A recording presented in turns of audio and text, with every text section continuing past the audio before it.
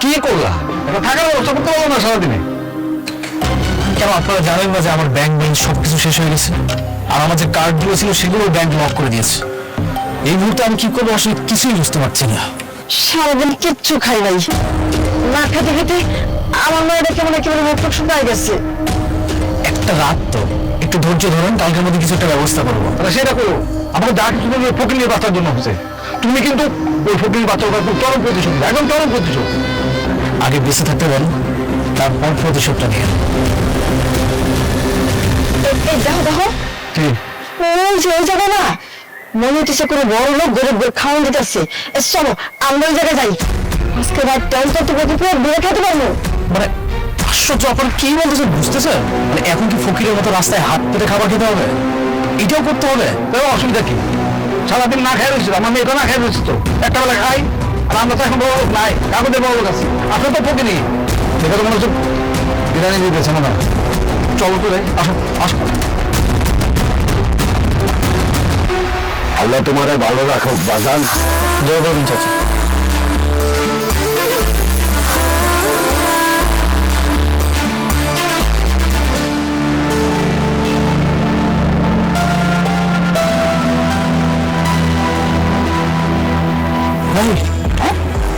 এটা তো আমি জানি যে আমি কেন বলবো,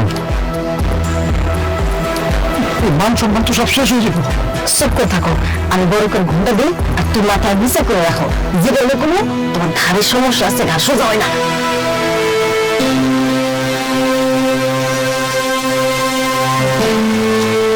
মুখটা একটু নিচে করেন।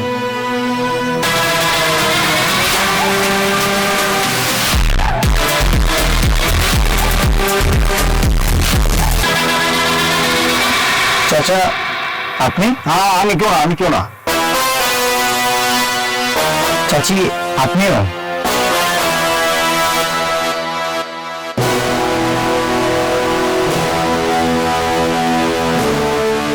এতদিন তো বড় লোক হয়ে ঘরের মানুষের হক মেরেছেন, আর এখন গরিব সেজে গরিব মানুষের হক মারছেন। আমাদের কিছুই নেই, আমি মেঘলা তাদের সব সম্পত্তি নিয়ে তাদেরকে রাস্তার ফকির বানিয়ে দিয়েছে। হ্যাঁ বাবা, তোমার প্রথম বউ মেঘলা আমাদের সবকিছু কায়দা গেছে, কায়দা নিয়ে রাস্তায় আমাদের এমন ভাবে নামাইছে, বাপ জগন্নাথের সাথে খাবার খেতে বসছি।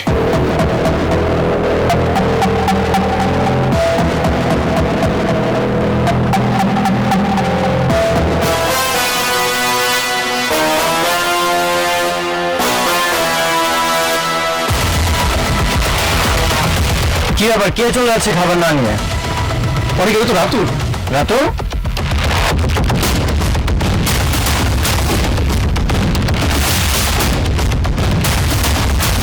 কোথায় বলাচ্ছিস? ভিক্ষা করতে এসে ভিক্ষা না নিয়ে চলে যাচ্ছিস? আমি তোর এখানে ভিক্ষা করতে আসি না। এখন এত অহংকার তোর? তোর মতো বেইমান বিশ্বাসঘাতকের এর চেয়ে কোন পরিণাম হতেই পারে না। অপেক্ষা কর, দিন তো মাত্র শুরু। কারণ তোর মনে আছে এই রাস্তায় খুব করে তোকে কুড়িয়ে পেয়েছিল, তোকে বন্ধু আমি বুকে জড়িয়ে ধরেছিলাম, কিন্তু সেই তুই কি করলি? আমার এই বুকে ছুরি মারলি। প্রকৃতিকে বিচার দেখ, যে রাস্তায় তোকে কুড়িয়ে পেয়েছিলাম সেখানটাতে তোকে পৌঁছে দিয়েছে। বাবাজি মানতাছি আমরা ভুল করছি, বাবাজি তোমার তো মন অনেক বড়, আমাদের না থাকার কোনো জায়গা নেই, খাওয়ার কোনো জায়গা নেই, তুমি আমাকে একটু আশ্রয় দাও বাবাজি। আপনাদেরকে আমার বাসায় আশ্রয় দিয়ে জীবনের সবচেয়ে বড় ভুল করেছিলাম। আপনি আমার অনেক ক্ষতি করেছেন, আর একটা ক্ষতিও হতে দিবেন। সাপের বিষ নামলেও ছবিদার স্বভাবটা কিন্তু কখনোই পরিবর্তন হয় না। ঠিক তেমন বেইমানকে ক্ষমা করে গেলেও বুকে টেনে নেওয়া যায় না। লাগলে 2 প্লেট খাওয়ার বেশি নেন, কোনো সমস্যা নেই, কিন্তু এই অনেক চৌধুরীর বুকে আর কখনো স্থান হবে না। তবে বাকি যারা আছে সবাইকে খাবার দিয়ে বাসায় এসো। বেশি চলো।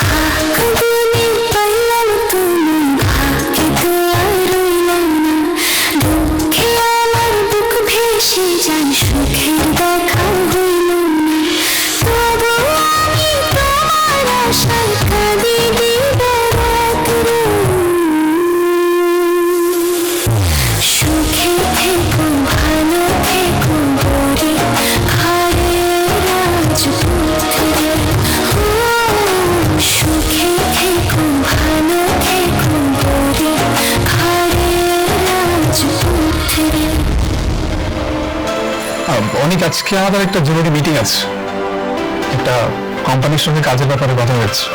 নতুন প্রজেক্ট? কোন কোম্পানি? সেটা তুমি গেলেই বুঝতে পারবে।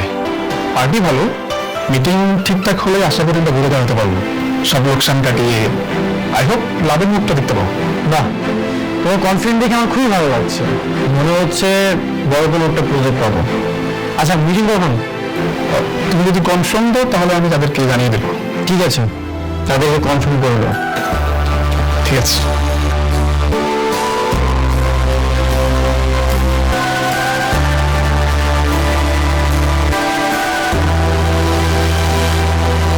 খালা আমি লবণ দিছি, তাও আপনি একবার দেখলেন।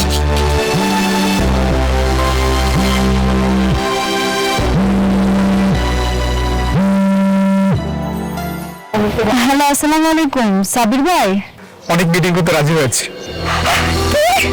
সত্যি কইতেছেন? হ্যাঁ, সঠিক টাইমে চলে আসবেন। আমি আপনাকে লোকেশন পাঠিয়ে দিচ্ছি। আচ্ছা, ধন্যবাদ ভাইয়া। আম্মা, আম্মা, কই তোমরা কাছে আছো? অনেক আমার লাগে দেখা করতে রাজি হয়েছে। আলহামদুলিল্লাহ।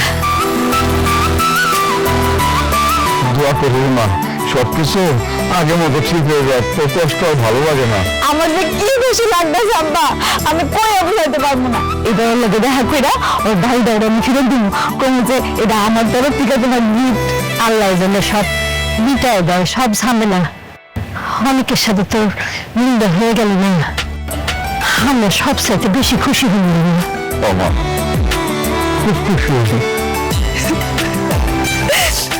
আম্মা, আমি তো দোয়া করি যত অনেকে আমার কাছে ফিরে দেয়।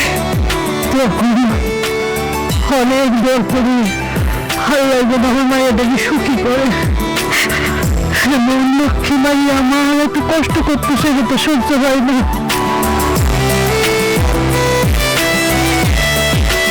আপনি? স্যার, আমি রাতুল রাজ। এতদিন আমি স্বামী বিল্ডার্সের সাথে কাজ করেছিলাম। শামিনা বিল্ডার্স? এই নামটা আমার সামনে যে উচ্চারণ করে আমি তার মুখে দেখিনি। স্যার, আমি একটু সহযোগিতার জন্য আপনার কাছে এসেছি। আমি বিশ্বাস এই সহযোগিতাটা আপনি ছাড়া আর কেউ করতে পারবে।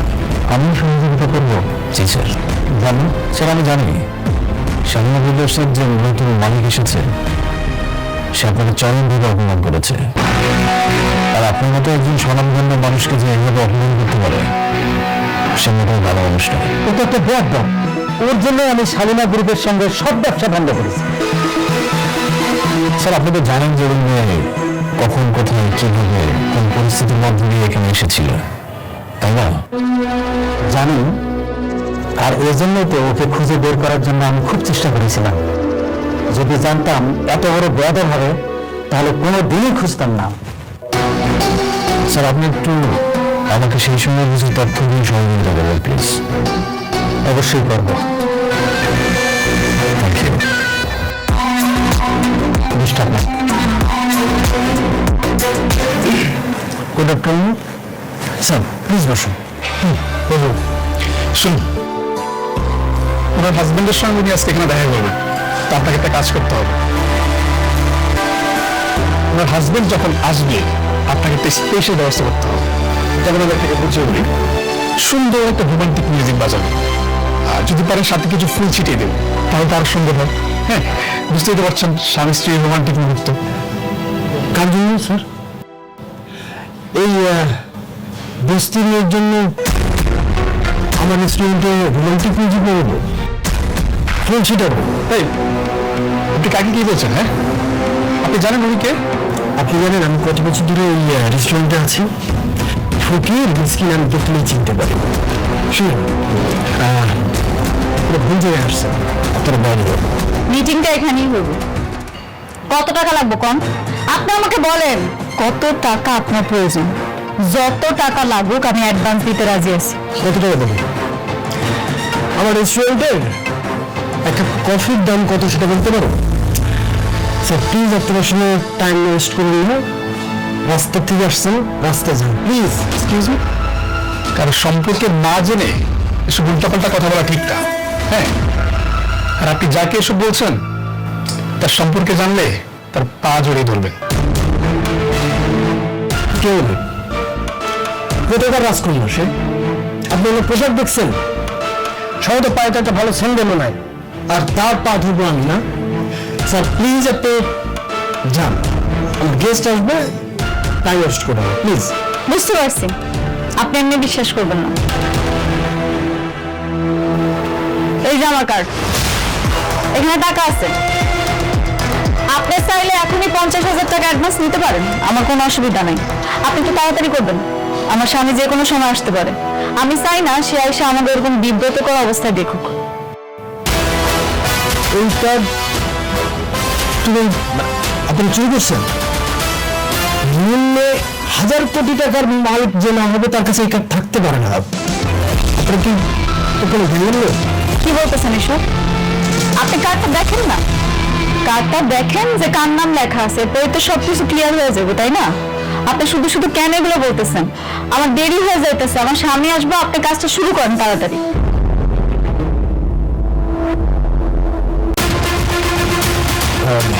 কি টাকা পাইছেন? হ্যাঁ টাকা আছে, বাট বড়ভাবে ভিআইপি ছাড়া তো আসলে এটা থাকা সম্ভব নয়। সালেহা বিল্ডার্স গ্রুপের নাম শুনেছেন? কেন শুনবো না? বাংলাদেশের সবচেয়ে বড় কোম্পানি, অবশ্যই শুনছি স্যার। উনি শালিমা চৌধুরী, শালিমা বিল্ডার্স গ্রুপের বর্তমানে একমাত্র মালিক। আসলে আমি বুঝতে পারিনি। কোনো অসুবিধা নেই। আপনার একটা কথা বলি, পোশাক দেখে মানুষের বিচার করবেন না। আপনি একটু কাজটা তাড়াতাড়ি করেন, আমার স্বামী যে কোনো সময় আসতে পারে। আমি চাই সে আসলে যাতে সবকিছু ঠিকঠাক দেখে, আর কাজটা শুরু হওয়ার পরে আপনি অবশ্যই জানাবেন আমাকে। আপনি কোনো চিন্তা করবেন না ম্যাম, আমি সব ব্যবস্থা করবো, আমি নিজে থেকে ব্যবস্থা করে দিচ্ছি। ম্যাম আপনার বসে প্লিজ।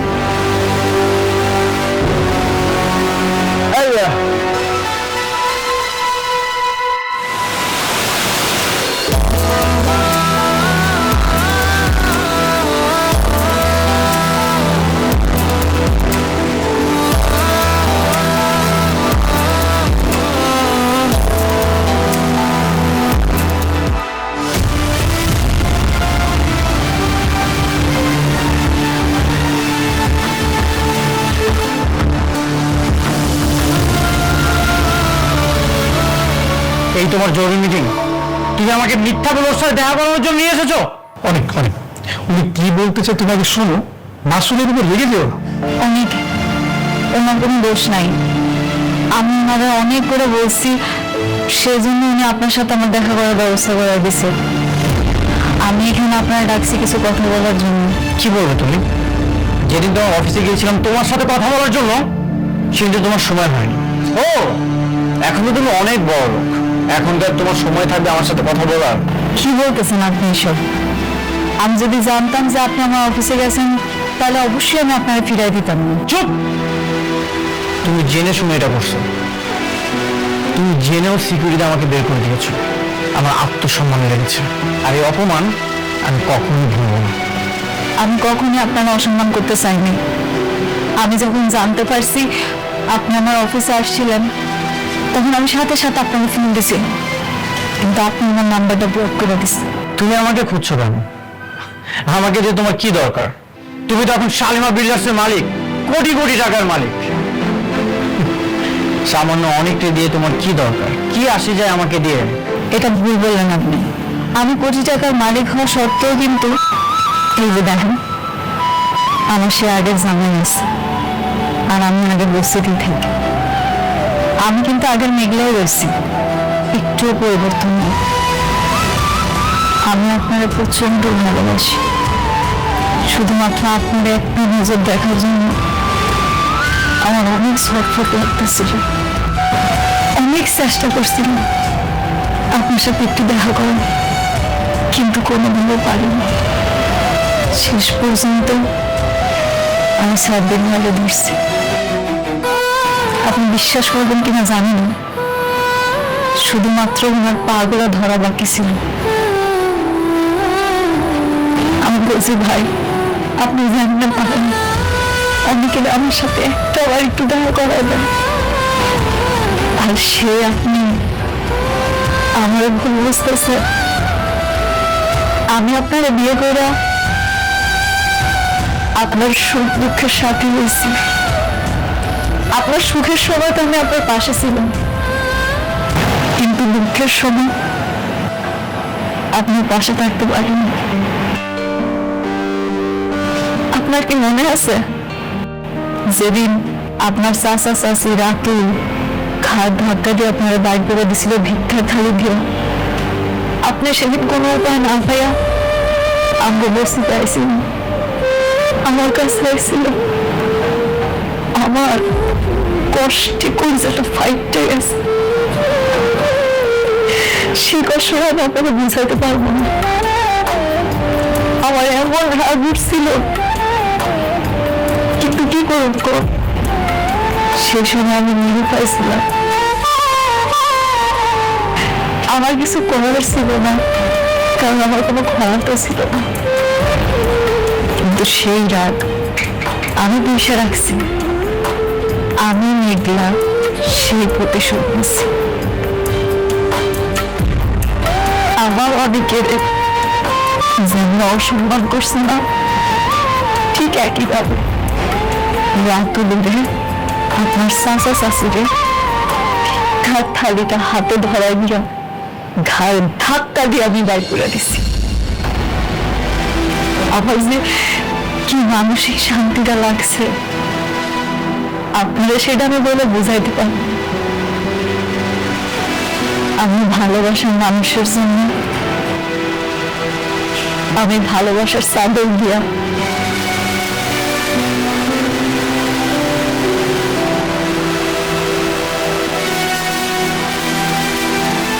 একটা উপহার জ্বালায় রাখছিলাম। ভাবছিলাম তার সাথে দেখা হইলে তবে আমি এটা দিই। এটা আপনার জন্য। আপনার সাথে রাতে বেরিয়ে বসে আপনার সব এখানে ছিল না। বাহ বাহ, টাকার গরম দেখানো শুরু করে দিয়েছো। টাকাতে সবকিছু কিনে নিচ্ছ। টাকা পয়সা দিয়ে হয়তো তুমি আমার বাড়ি কিনতে পারবে, কিন্তু কখনো আমার মন কিনতে পারবে না। শোনো, তোমাকে একটা উপদেশ দিই, যেসব আমার জন্য করছো এইসব তোমার সন্তানের বাবার জন্য করো। তিনি অনেক খুশি হবেন। ভালো থেকো।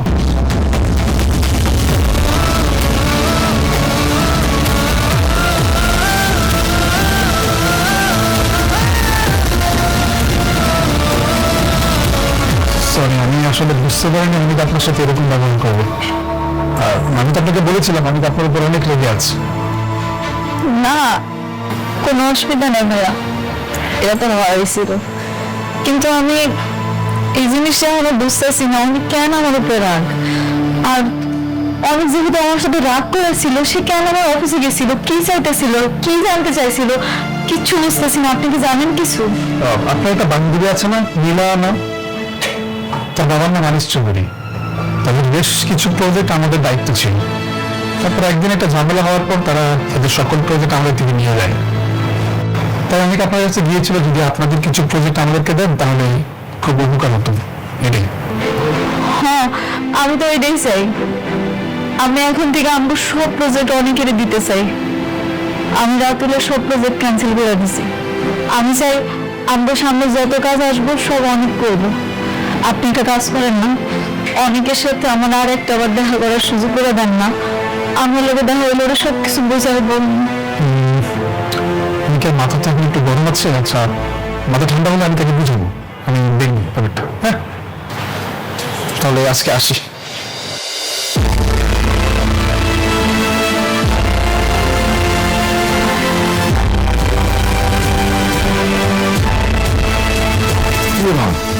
একা কে সাথে জামাই আসে নাই? সত্যি মেনে নিচ্ছে তো? আরে মেনে নেবো না কেন? অনেক কত ভালো একটা বোনা। কই মেঘলা, জামাই কি কইছে, কখন হইব? আসবো না, অনেক আর আসবো। আমার মনে হয় মানিকের লগে আর কোনোদিন মিল হইব না। আমার কোনো কথা শুনতে চাই না, আমার অভিমান দেন, ওকে আমরা কোনোদিন বুঝবো না। কি করছিস রে? আচ্ছা, ও ওর বাড়ি পেয়ে ও খুশি হয় নাই, নাকি তুই ওর বাড়ি ফেরত দিস নাই? দিছি আব্বা, কিন্তু মেয়ে নেই, আমি অভিমান করছি। আব্বা, কত আশা করে গেছিলাম, পুরো কপাল আমি। আমার ভাগ্যে মনে হয় সুখ নেই, শুধু শুধু স্বপ্ন দেখছি। আচ্ছা, ঘরে চল, চল তো ঘরে চল, বেদ আমার কাছে দেখ। অনেক সাব্বির বলছিল যে সালমা বিল্ডার্স গ্রুপের সমস্ত কাজকর্ম আমাদেরকে দিতে চাচ্ছে। তোমার সঙ্গে নাকি তোমার প্রথম স্ত্রী মেঘলা মিটিং হয়েছে? আমি স্যারকে বলছি। হ্যাঁ, মিটিং হয়েছে, কিন্তু আমি রাজি হইনি। কেন রাজি হবে না? এত বড় সুবর্ণ সুযোগ কেউ হাতছাড়া করে? তাছাড়া অনিশ্চয়তার কারণে বর্তমানে আমাদের ব্যবসার কি অবস্থা সেটা তো তুমি ভালো করে জানো। হ্যাঁ জানি বাবা, কিন্তু আমি মেঘলার কোনো দয়া নিতে চাই না, ওর কাজ করে আমি বড় হতে চাই না। আর তাছাড়া বৃষ্টি এটা কখনো মেনে নেবে না। আশ্চর্য, বৃষ্টি কেন জানবে? তাছাড়া বিজনেস আর পারিবারিক সম্পর্ককে এক করো না। তুমি তো কাজটা বিজনেস হিসাবে নিচ্ছ, তাই না? এখানে ব্যক্তিগত বিষয় কেন টানবে? কিন্তু বাবা, দেখো বাবা, তুমি তো খুবই ভালো ছেলে এবং কিভাবে ব্যবসা পরিচালনা করতে হয় সেটা কিন্তু তুমি খুব ভালো করেই জানো। আর আমার তো বয়স হয়েছে, এই বয়সে যদি ব্যবসা লোকসান হয় তাহলে তো আমাদেরকে পথে বসতে হবে। ঠিক আছে, আমি আগামীকাল যাব শালিমা বিল্ডার্স মিটিং করার জন্য। Thank you. আমি আশা করব তুমি সুবর্ণ সুযোগ হাতছাড়া করবে না।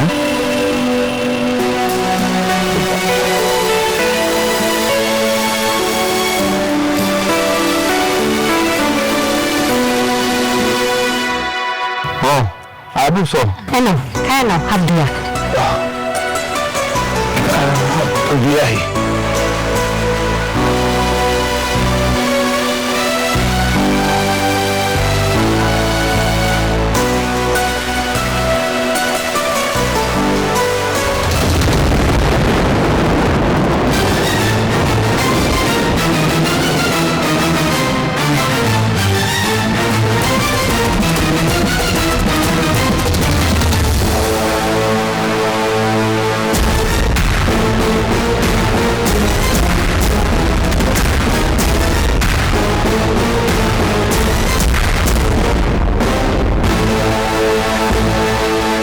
ও চাচা, দাঁড়ান, আমি আসলাম আপনার কাছে আর আপনি এমন একটা ভাব করতেছেন মনে হয় আপনি আমার চিনতেই পারেন নাই। তোমার চিনে কি বল? তোমার চিনা দরকার নেই। আপনি কি আপনার মাইয়ারে সুস্থ দেখতে চান নাকি মাইয়ার মরমিক দেখতে চান? এই কি কও? হ্যাঁ, মুখ সামলা কথা করে দিলাম। সামলাই কথা বলতেছে চাচা, আপনার মাইয়া কিন্তু হেই উঠতেছে। দেখে মনে হইতেছে কি জানেন, এই দুনিয়াতে ওর বাইচে থাকার কোনো অধিকার নেই। আপনার মাইয়া ধরেন আমি মাইরে ফেলাবো। তবে একটা উপায় আছে, আপনারা চাইলে ওরা বাঁচাইতে পারবেন। তুমি না আমার মায়ের বিয়া করতে চাইছিলা, এখন বিয়াতে রাজি হয় না দেখে ওরে মারার হুমকি দিতেছ। আরে আমি যে ওরা কেন বিয়ে করতে চাইছি এটা তো একমাত্র আমিই জানি। শুনেন চাচা, আমি যে কি পরিমাণ ভয়ঙ্কর হইতে পারি এটা তো আপনি অনেকের মাধ্যমে অবশ্যই জানতে পারছেন। এখন আপনারা যদি আমার কথা শুনেন তাহলে আপনার মাইয়েরা বাঁচাইতে পারবেন, তা না হলে কিন্তু এই কি করবো তুমি? না কি করবো? দাও দাও দিলাম।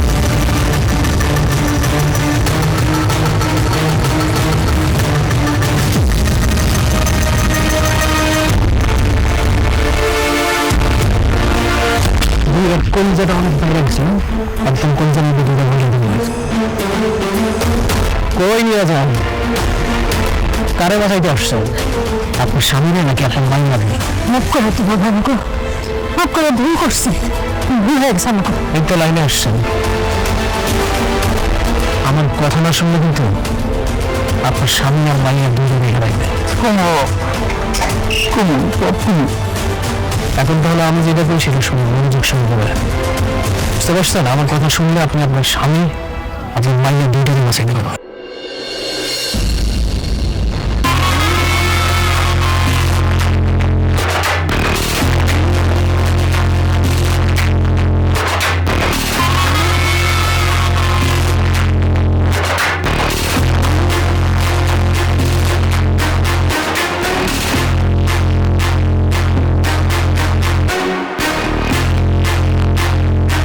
আমরা সয় সম্পত্তি গাড়ি বাড়ি দিয়ে কি করুন, আমাকে মাইয়া আমার কাছে ফিরে এলেই খেতে আমরা খুশি, আল্লাহর কাছে শুক্রিয়া করে।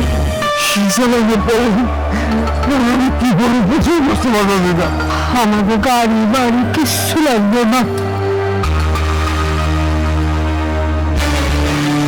ম্যাডাম, আপনার অনেকের সব কিছু দেয় ব্যবস্থা। ঠিক আছে ম্যাডাম। ম্যাডাম, উনি কি আমাদের কাজটা করবেন? কেন করবো না? আমি সাব্বির সাহেবের সাথে কথা বলছি, উনি বলছে যেমনি হোক অনেকের আনানোর ব্যবস্থা করব। আমার মনে হয় না এসে পড়তেছে। ঠিক আছে ম্যাডাম, তাহলে আমি চলে এসেছি। কেমন ছিলেন? রাতুল সাহেব, আপনি আবার আসছেন? জি, সাথে তো লোক কেন? সিকিউরিটি কোথায়? সিকিউরিটি! কি ব্যাপার, আপনাদের তোমরা দুটো কি হবে? হ্যাঁ, আরে ম্যানেজার সাহেব, রিল্যাক্স। আপনারা উত্তেজিত হচ্ছেন কেন? আচ্ছা, ওই আগে ইন্ট্রোডিউসটা করে দিই। হ্যাঁ, এই যে আমার পাশে যাকে দেখতে পাচ্ছেন, উনি হচ্ছে একজন লয়ার। আর ওই যে ওনাকে দেখছেন, উনি হচ্ছে আমাদের থানার অফিসার। আর ওনাকে তো চিনি। আর ওনাদের সম্পর্কে আমি পরেই বলি।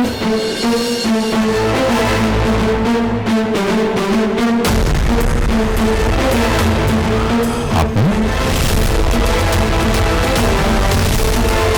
কে ম্যানেজার সাহেব? কমন পড়েছে তাই না? অবশ্য কমন পড়ারই কথা। শুনুন, আজকে কিন্তু এতগুলো মানুষ আমরা আসছি ঘাট ধাক্কা খাওয়ার জন্য না, আবার ঘাট ধাক্কা দিয়ে বের করে দিতে এসেছি। মানে তোর এত বড় সাহস, তুই আমার অফিসে এসে বড় বড় কথা কস আমার? আমি ভাবি আপনারা সবসময় ধৈর্যের পরীক্ষা নেন, যদিও বা আমার ধৈর্য না অনেক বড়। আজকে কোনোভাবেই আমি কন্ট্রোল করতে পারতেছি না। কি করি। আচ্ছা, মেন বিষয় আসি, তাই না? এই আপনার সাথে দাঁড়িয়েছেন বলো। সেদিন আমার সন্দেহ হয়েছিল শাকের সাহেবের মতো একজন ভদ্রলোকের মেয়ে এত বেয়াদব হয় কি করে।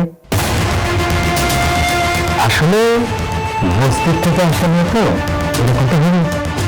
আলতাফ সাহেব, আপনি কিন্তু আপনার সীমা ছাড়িয়ে যাচ্ছেন। হ্যাঁ, আপনি ম্যাডামকে যেভাবে অপমান করে কথা বলছেন, আপনি জানেন না যে আপনাকে এখন কি করতে পারি আমি। আরে রমজান সাহেব, আপনারা সবসময় শুধু উত্তেজিত হয়ে যান। আপনার বয়স হয়েছে, বিপি লো হয়ে যাবে। আচ্ছা শুনুন, আপনি কাকে ম্যাডাম বলতেছেন? ও একটা বস্তি, ওকে বস্তির থেকে তুলে নিয়ে এসে আপনি শালিনা বিল্ডার্সের মতো হাজার হাজার কোটি টাকার মালিক বানিয়ে দিয়েছেন। আপনি কিন্তু কাজটা মোটেও ঠিক করেন নাই, ভেরি ব্যাড। মানে? ও মানে বুঝতে পারছেন না? মানে শার্প অ্যান্ড ক্লিয়ার। দেখলাম শাকিব চৌধুরীর মেয়ে না, শাকিব চৌধুরীর মেয়ে হচ্ছে শালিনা।